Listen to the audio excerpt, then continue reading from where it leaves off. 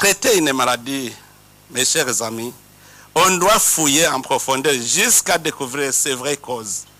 Aujourd'hui, l'Afrique souffre du terrorisme, des conflits armés internes. Mais où est-ce que ces groupes armés trouvent des armes et des financements? On peut se poser cette question. Où est-ce que ces groupes trouvent les financements et les armes? Nous sommes tous ici témoins. Le terrorisme dans la Corne de l'Afrique trouve ses origines dans la destruction de l'armée somalienne sous prétexte de détruire le régime Siad Barre parce qu'il a combattu pour l'indépendance de la Somalie. Si le terrorisme sévit dans la région de Sahel, ne cherchez pas ailleurs. C'est la conséquence de la destruction de l'armée libyenne, faite dans le but d'anéantir le régime Kadhafi, partisan avéré de l'Union africaine.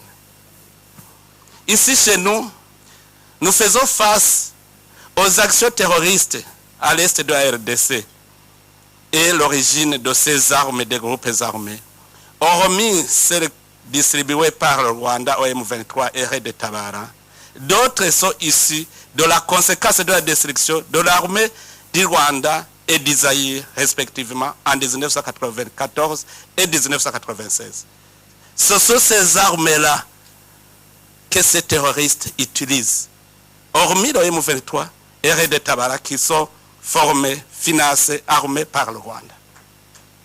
Les autres, vraiment, il y a beaucoup de groupes armés. Ils trouvent des armes dans la destruction de ces armées. Alors, qui a détruit ces armées? Ici, il faut qu'on se dise la vérité. Il faut qu'on se dise la vérité. Si on veut réellement déraciner les modes à l'origine du sous-développement de l'Afrique, nous devons encore penser d'où ça vient. Pourquoi les pays africains, qui pourtant ont le potentiel économique important, sont emplois pour des guerres et du terrorisme avec complicité de certains pays occidentaux? Vous voyez ce qui se passe ici, tout près de chez nous. Pourquoi ce silence? Est-ce que la communauté internationale ne voit pas les conséquences? Je vous dis que si ça continue comme ça, la guerre risque d'être généralisée dans la région. Parce que le peuple ne peut pas se laisser faire. Si le Rwanda continue à faire des conquêtes dans le territoire et dans notre pays, je sais qu'il va arriver même au Burundi. Parce qu'il est en train d'entretenir des jeunes réfugiés. Il les arme. Maintenant, il est en train de les aguerrir dans la guerre du Congo. Un jour, il veut venir au Burundi. Nous n'allons pas accepter, la guerre sera généralisée. Nous savons son plan. Si la communauté internationale le laisse faire, en tout cas, ici au Burundi, on ne va pas se laisser faire. On ne va pas se laisser faire. Je vous interpelle en tant que communauté internationale. Arrêtez cette guerre à l'est de la RDC. Si ça ne s'arrête pas, préparez déjà les conséquences.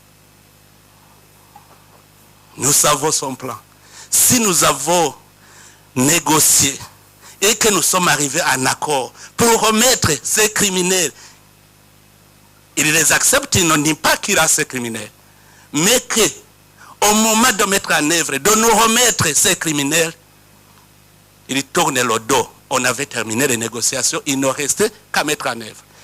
Pourquoi ils les conservent chez eux? C'est pour du bien du Burundi.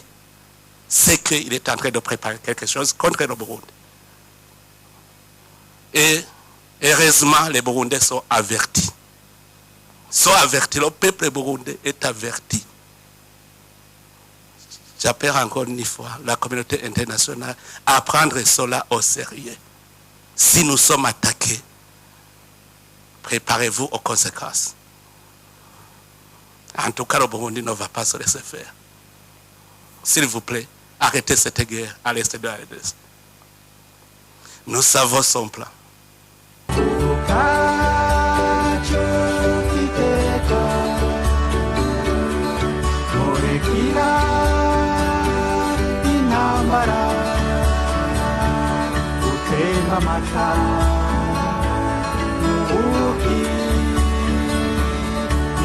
amahoro iterambere iteka iteka